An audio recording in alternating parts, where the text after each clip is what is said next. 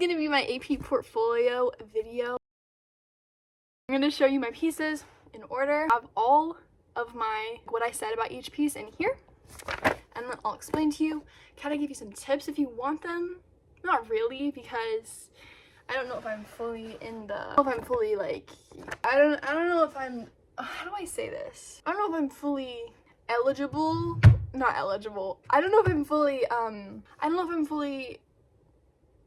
qualified. That's, I don't know if I'm fully qualified to give you tips, because it's my first year that I did it and I kind of didn't know what I was doing, but I got a 5, so that gives me like a little bit of credit, right?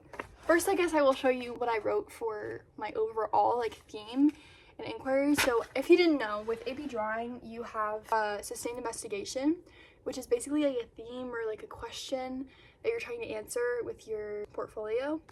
And so all the pieces have to have meaning. So the first question they asked was, identify the inquiry that guided your sustained investigation. Basically, I said, how can I explore the different labels that my childhood self desired through portraits of my younger self? Because every single one of these pieces, say it with me, has my childhood self in it. Then I kind of yapped about what I did. And then describe the ways your sustained investigation developed through practice, experimentation, and revision.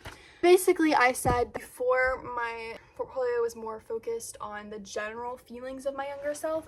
As time went on, I realized that all of the things that I desired were labels, like being cool, being included, being older, being feminine, being amazing. Then I just started making that my theme. Okay. Also, can we take a moment for the Frida shirt? My Spanish teacher gave this shirt to me. She got pregnant and she realized that a lot of her clothes didn't fit her, so she gave this to me. Okay. Piece number uno, the brother piece. The piece about my brothers. You know, okay, scrap all the sustained investigation because there's like 15 images and I'm not going to go over all of them because that would be a lot of work, and also I don't think you want to hear all that. So I'm just going to explain what I put for each full finished piece. So for this one, I said composition, color, and emphasis on faces and arms to show the girl's desire to be like her brothers. They were old, they were cool. The way that I kind of showed that I was wanting to be like them is they're kind of looking off to the side and I'm looking at the camera or the audience. My hair is kind of more blurred into the background. Theirs isn't really. And also like the expression on my face, like they look cool and I look like I'm trying to fit in. Piece number 2 that I put in my portfolio. So I kind of lied, I did this one last year, but I hadn't put it in a portfolio yet. So the thing about AP drawing, you're not supposed to copy an image exactly. However, I did that. What I had to say for this one is that it was an experimental painting to explore expressions, familial relationships, and meaning evoked from design. I wasn't planning to include this in the portfolio, but I was short some pieces, so I just added it. It's also like one of my favorite paintings, just because it's my dad and me, and it's super cute. Piece number 3. If you want to see progress, I'll show you them briefly. Boom, progress number 1, progress number 2. Final image, here we go.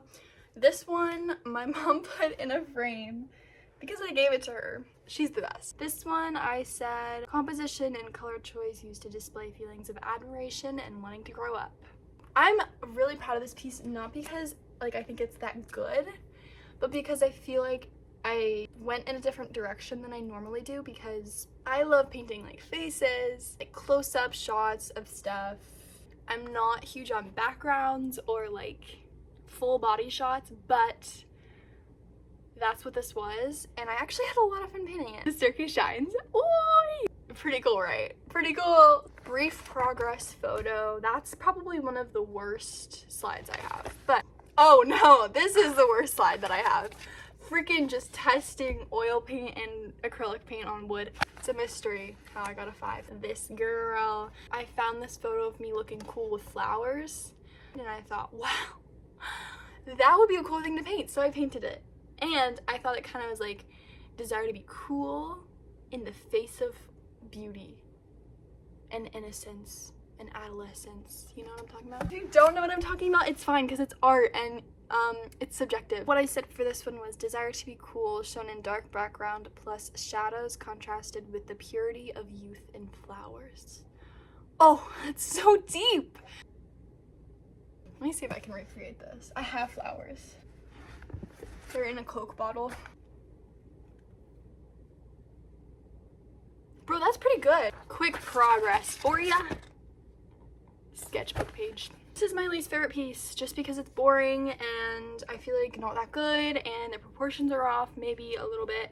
And it could have been better. These last two tiny ones are tiny on purpose because guess what happens? I run out of time very quickly and so I have to rush at the end. And that's okay. That's how it's gonna be with AP Art. If you're thinking about taking an AP Art, just know your time is gonna be the hardest part about it. You're just gonna have to rush at some point. Unless you're like really good at getting stuff done. I utilized every second of every class period and I still needed to rush.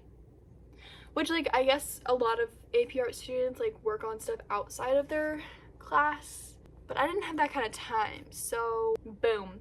I said, portrays the emotion of desire through an expression, exaggerated undertones to bring attention. It's just like the feeling of desire portrayed in a face.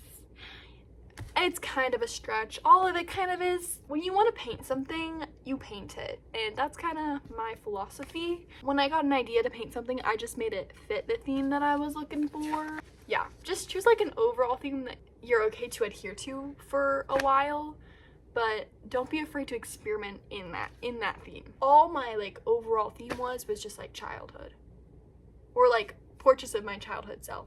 And then I just found a way to fit whatever I wanted into that. And I also think it helped to choose a theme that was not typical. Like a lot of people do nostalgia and a lot of people do memories and a lot of people do trauma, and that's cool, way cooler than what I'm doing.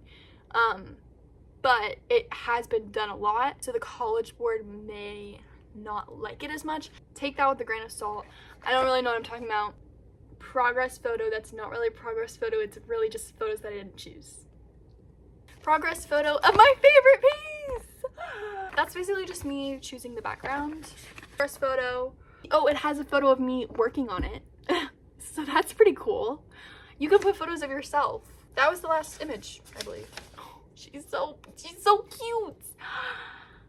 Oh my goodness, I love this one. I love this one. Okay, I'll just read you what I said for it.